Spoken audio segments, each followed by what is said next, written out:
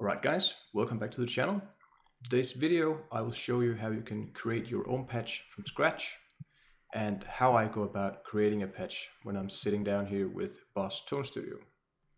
First of all, when you start to create your own patch, it's a good thing that you ensure that all your connections are made, and especially since we are running through USB here, it's a good idea to make sure that your connections are set up. Next, it's a good idea to ensure that your output select is set to line phones, since we are using the onboard preamp models and the speaker types. But let's get right in here. When I create a patch, I think about, for example, if I have a specific patch or a tone in mind that I'm going to replicate, I will do some background research if it's a guitarist or a band that I'm trying to replicate. Or if I'm just sitting down trying to explore the GT-1 and its effects here. So I just sit down and noodle and try to dial in the effects that I would like. But let's take a look here. Let's say that we are going for a clean sound, a good overdriven or distorted sound, and a lead tone. So I would first of all start by selecting the preamp for the clean part. And let's just, in this case, take the natural clean, which is fairly good. And with our preamp engaged here, we have the option of changing our parameters over here. But let's have a look at how it sounds with the default settings.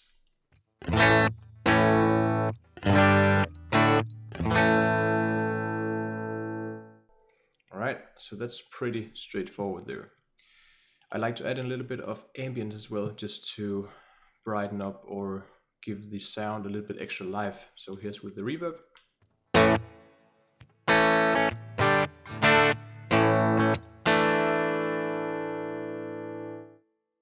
Okay, so that just adds a little bit of ambience to the sound. If you don't like that much ambience, you can always adjust the reverb time and the effects level here, but it is set fairly low. Let's head back to the amplifier. We can go in and change parameters like gain and level and the EQ controls, and we also have the option of a bright switch here.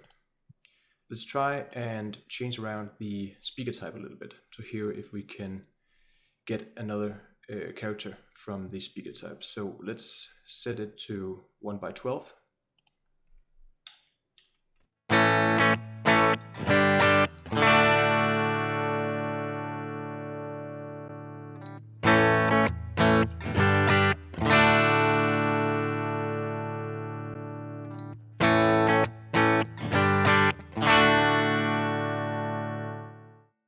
All right, I hope you're able to hear the subtle difference here, but I really like the sound of the 1/12 here.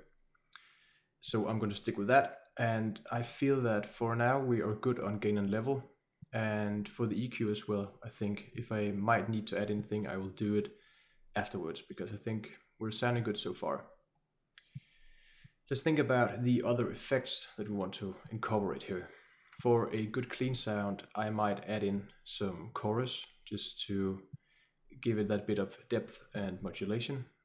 So in general, I will just use the stereo chorus here, and we can engage it here and have a listen.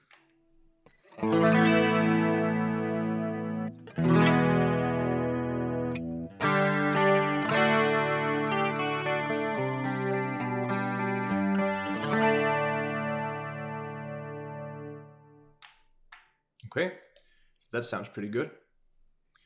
And I might want to throw in a bit of compression as well, just to keep things even and each of my picking attacks a little more centered and evened out.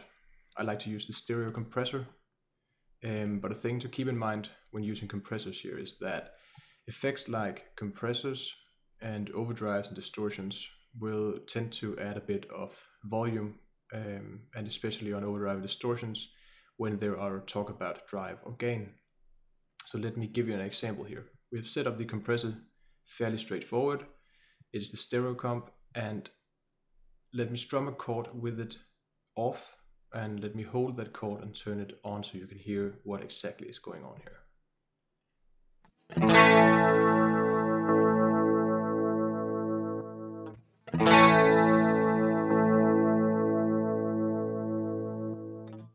So I hope you're able to hear that when I engage the compressor, there is a slight bump or increase in volume.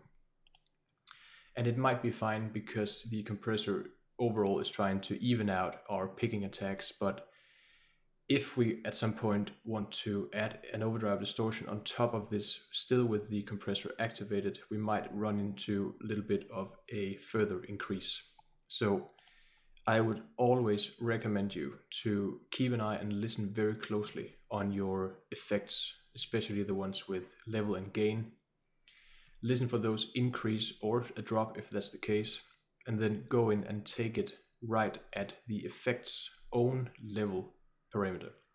You don't need to adjust the overall patch level or the overall master output. This is always done with the effects level itself. So right now it's at 50. Let's try and bring it down to 40. And I'll do the exact same thing and we'll hear if there's a difference.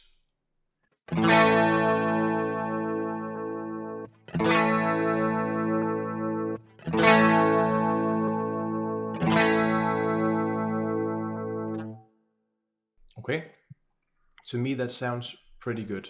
I might hear a little bit of drop, but we can take it up to 43 maybe and call that good.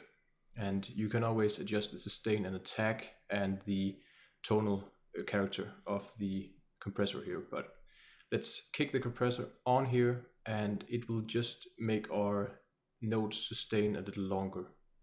So let's just strum a chord and let it ring without the compressor.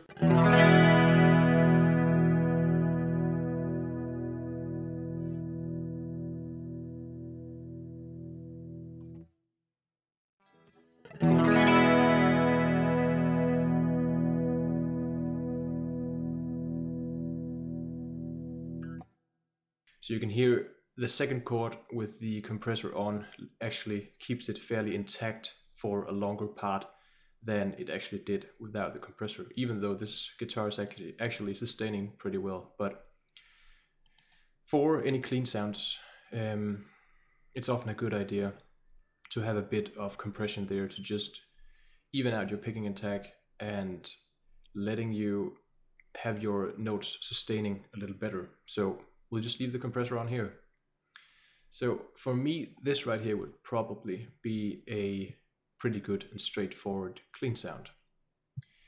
If you wish to do specific delay or slapbacks, you can do that by adding in a bit of the delays here and adjust it to the type of delay that you want and set up the delay time.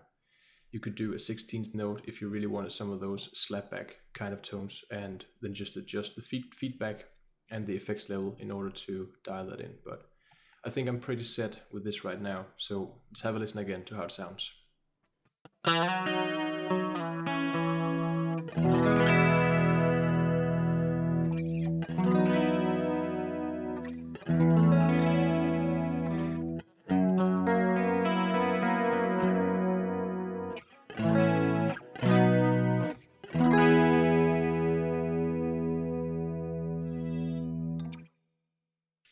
So that right there is pretty good.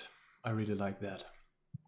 Let's say that at some point we either want to do a change on the preamp here, changing it from the natural clean, over to either an overdriven or distorted sound, or we could keep the natural clean here and just bring in an overdrive or distortion pedal instead. And whether you choose, it's up to you, because both methods will work pretty fine. But we can try both here and see how we like it. Let's just think about before we do that. Often with choruses, they can get a little bit in the way of overdrive distortion. So we might have to set up an assign in order to bring out the chorus if we don't like the sound that we're getting. Let's try by adding in an overdrive pedal here. And I'm quite a fan of the T-scream right here. And again, as we talked about with the compressor, we are going to listen for an increase or drop in volume when we engage this. And it might be easier to hear if you take the compressor out and you take the chorus out, so you just have your reverb and your preamp. So this is the preamp sound. And let's just engage the pedal and hear if we have any drop or increase.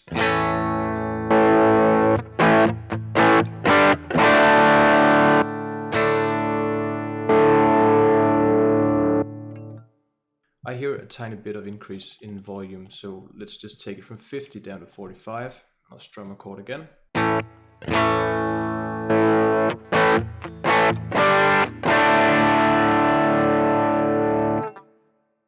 I think we are pretty good there.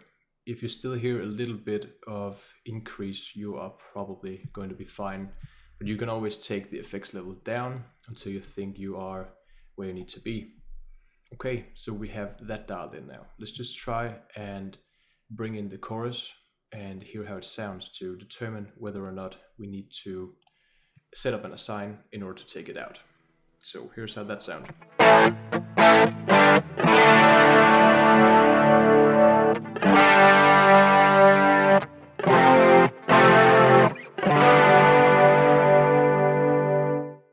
Okay, don't know if you noticed, but the chorus within the GT-1 here has a certain type of way that it acts when it's set to stereo. You get a fuller and deeper sound image here, and it tends to bring up the volume a little bit.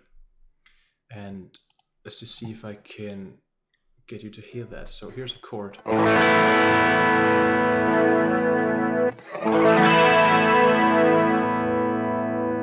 So you should be able to hear that there is actually a slight increase when we engage the chorus. And a chorus, flanger, and phaser can actually do the exact same thing as the overdrive distortions will. So let's just say that we're just going to take the level from 100 down to 50 and just listen if it is still doing the same thing.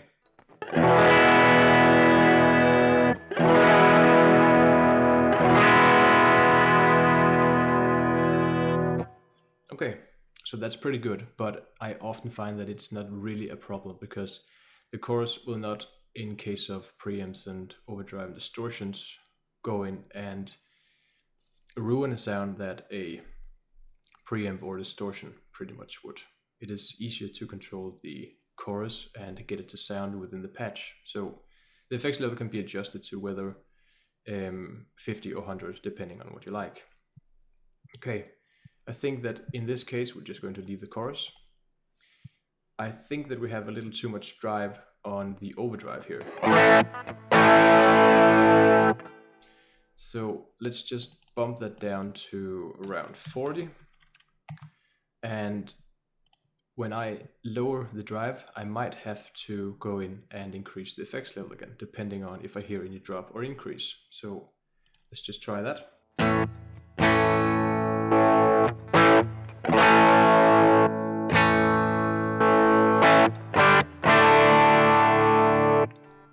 I think that's pretty good. We can get in the chorus and we can get in the compressor again and have a listen to that.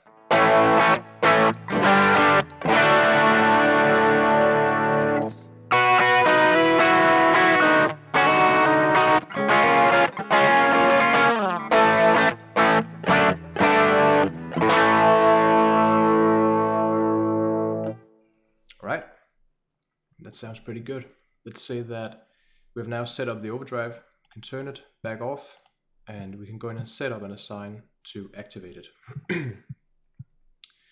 If we just need an effect to be activated on off, we can use the GT-1 in this case, set it to overdrive distortion. That should be good. And when I press over here, you'll see that the overdrive came on. And when I depress again, it is taken right out. Okay. Let's say that with this, we have the option of adding in an overdrive. But when I have set up an external foot switch, like the Boss FS7 over here, I have the option of assigning to 2 external foot switches. So let's give ourselves the option of being able to switch from the natural clean here, but switch it to another preamp type.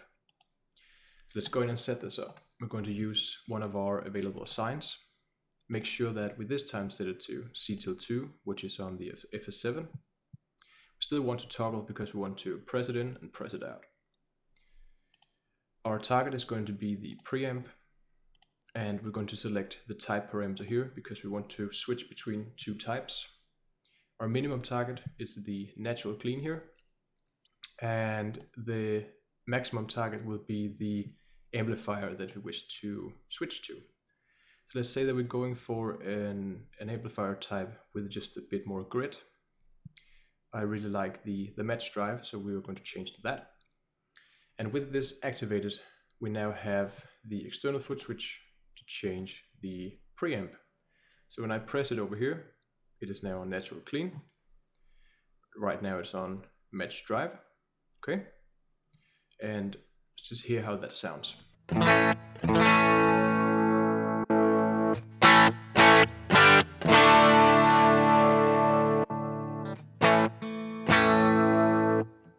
Okay, and when switching between the two preamps, I will also listen for the same increase or decrease in volume. But to me, they sound pretty even.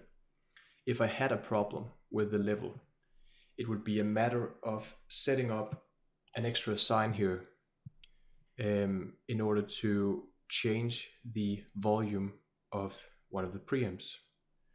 And you would just select the preamp, and you would go in and select the level, and you would set it up and adjust it, and then it would engage that level once you switch to the other preamp.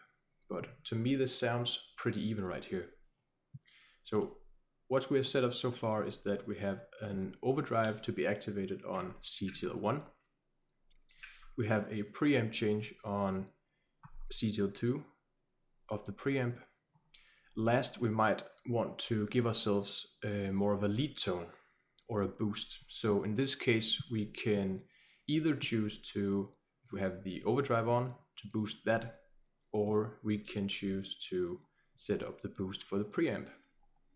I think that in this case, I would like to just boost the preamp. So we turn on our next available sign, or we don't even have to do that. We can just take control number 3 over here and set it to preamp solo, because this is just an on-off. You also have OD solo here, which will do the exact same for the overdrive, but let's try it with the preamp here. Right, this is set up and all is good. You can select the solo level if you want to increase it more than 50. You just have to dial it in right here. If we go back, now we're on natural clean. You can hear how that sounds. If I boost that preamp, it sounds like this.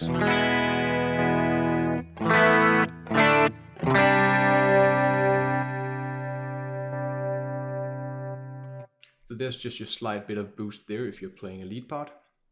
Let's change over to the match drive here and let's have a listen.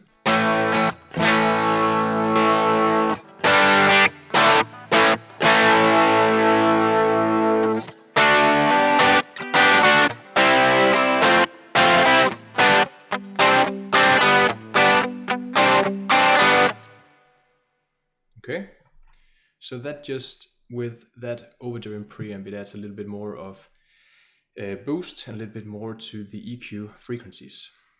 So with this setup, we are actually pretty good to go. We might need a little bit of delay when we are changing to the preamp boost here. So we can go in and set up that, and we will go in here and let's take up one of our signs here, turn it on. Make sure that our source will be set to GT-3 because that's where we have our solo boost. Go down here and find the delay. And let's just set that as an on-off so we can switch it in and out with the overdrive sound. We can go back here into the delay section and just start by setting it up. Let's take an analog delay here. And if you wish to do subdivisions, you can find them in the delay time here. So you can basically do whatever it's set to by the tempo up here, and it will match that. I'll just leave it at the milliseconds and at 400. If you wish more feedback, you can decrease or increase that and the overall effects level of the delay. So we might want a little bit higher for when we're playing that solo. So let's just set this to 65 and call that good. So let me change over to the match preamp here.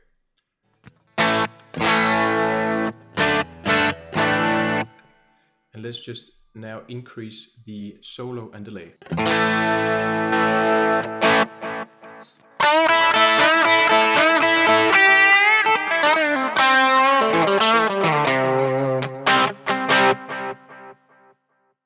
All right.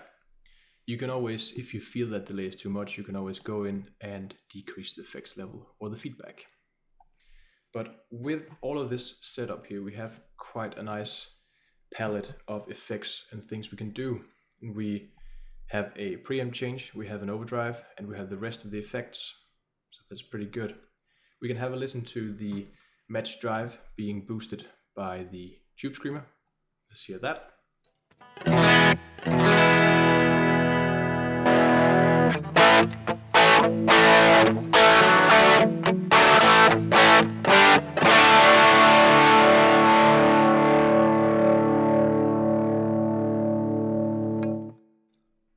So that sounds really nice as well. So this is a nice patch set up to do a lot of things, and you only have to figure out and set up this one patch. So for me, maybe this patch or a few others could get me through one night, depending on how specific I want it to be. But this is the capabilities of what you're actually able to do within one patch here. So thanks for watching, guys. If you have requests or comments, please let me know in the section below. And yeah, like and subscribe. I'll see you in the next one.